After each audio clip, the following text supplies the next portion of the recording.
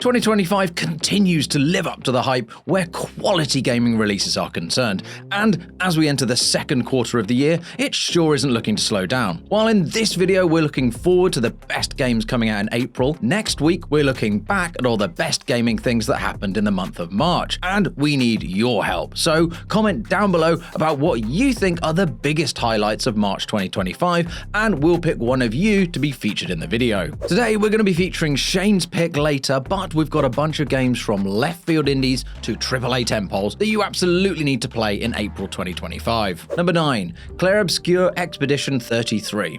Tough though it is to stand out in the crowded RPG space, Clair Obscur Expedition 33 rocks one hell of an attention-grabbing premise. Players lead a party which attempts to take down the Paintress, an entity who once a year paints a number on her monolith, causing everyone of that age to die. With the Paintress's next step to wipe out everyone aged 33, the hunt is on to stop her before her annual crusade brings humanity to the point of extinction. Beyond this, Expedition 33 offers up turn-based combat in an era where it's becoming increasingly rare, and boasts eye-watering environments courtesy of Unreal Engine 5. It's one hell of an ambitious offering, coming from a small studio of roughly 30 people, but from every indication so far, this could become one of 2025's big breakout hits. Clair Obscur Expedition 33 releases for PC, PS5 and Xbox Series X and S on April 24th and is available for Day 1 Games Pass subscribers. Number 8. South of Midnight. So yes, with these comments sometimes it does help to get in early, as Shane was the first person to comment on our last video and he mentioned the excellent South of Midnight releasing at the start of April. It's a new third-person perspective action game from the We Happy Few developers Compulsion Games. Players control Hazel, a woman who is pearled into a fantastical version of the American Deep South after the destruction of her hometown, and she must use an ancient weaving power to traverse the land while fending off monsters. A card-carrying vibes game, South of Midnight has been singled out for its unique Southern Gothic aesthetic and folk soundtrack, as well as a visual style intended to imitate stop-motion animation. Basically, this thing has charm out of the wazoo, and if its exploration, puzzle-solving, and combat can live up to how its lived-in world appears to be, then South of Midnight could be the much-needed win for the Xbox brand. South of Midnight releases for PC and Xbox on April 8th and launches Day 1 on Xbox Games Pass. Number 7. Elroy and the Aliens. Point-and-click fans rejoice! Elroy the Aliens offers up a charm overload with its hand-drawn 2D art style, quirky vision of an alt history 1993, and gameplay that lovingly riffs on classic LucasArts adventure games. Players will take control of scientist Elroy and investigative reporter Peggy as they seek out the truth behind the disappearance of Elroy's long-lost father. The journey will take the pair through the cosmos in search of Daddy Dearest, with the marketing promising a game that's as heartfelt and funny as it is gorgeous to behold. Though the point-and-click games genre heyday has long gone, there's still a clear hunger and enthusiasm for a meticulously crafted adventure game such as this. With all the will in the world, point-and-click fans might have a winning new franchise on their hands here. Elroy the Aliens releases for PC on April 3rd, and a demo is available right now on Steam. Number 6. Lost Records Bloom and Rage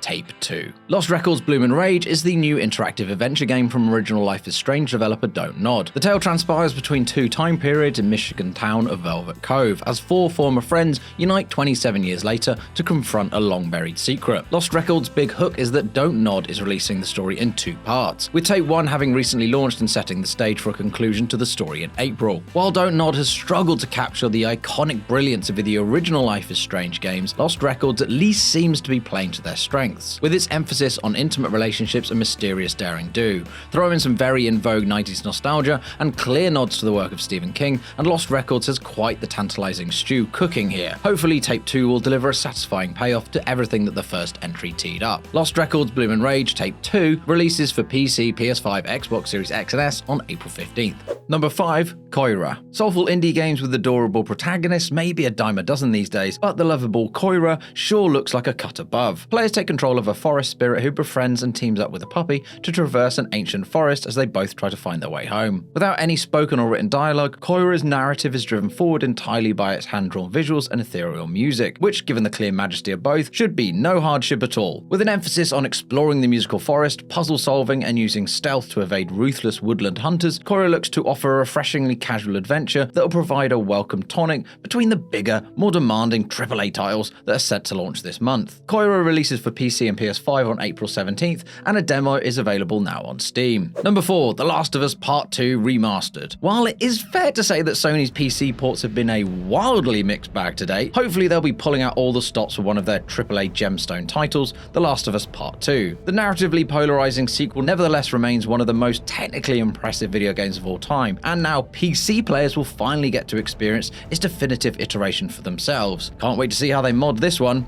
Ellie and Joel's post-apocalyptic journey continues across an epic, uncompromising storytelling canvas whose bleakness is matched only by its overarching sense of humanity. Beyond the expected graphical enhancement, the remaster also includes a roguelike survival mode called No Return, playable versions of scrapped levels, hours of developer commentary, and even a guitar free play mode for all you guitar heroes out there. The Last of Us Part 2 Remastered releases on PC on April 3rd, the very same month that the second season of the HBO TV series is also set to debut.